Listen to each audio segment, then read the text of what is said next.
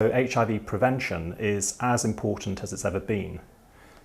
Of course, getting HIV is very different from what it was in the early days of the epidemic. With the effective treatment now available, it doesn't mean any longer an early death. If you're diagnosed in good time, you can have a near normal lifespan and you can lead an active and productive life.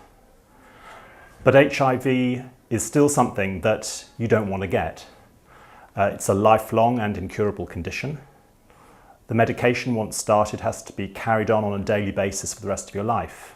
It can cause side effects. HIV complicates and can compromise your health. And of course, every HIV transmission prevented saves valuable money for the public purse.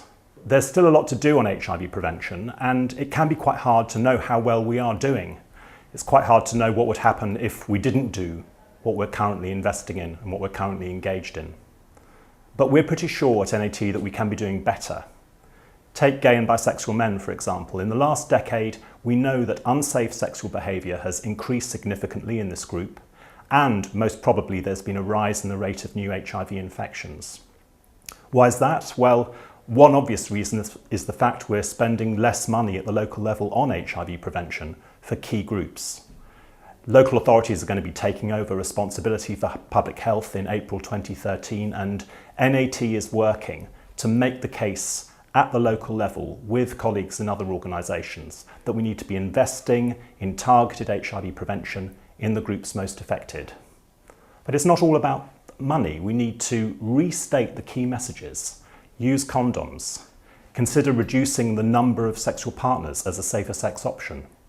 Get tested and get diagnosed early. We know that most transmissions are from the undiagnosed, and treatment reduces your infectiousness. We need to get better at evaluating how well we're doing at prevention, knowing what works and knowing what doesn't work.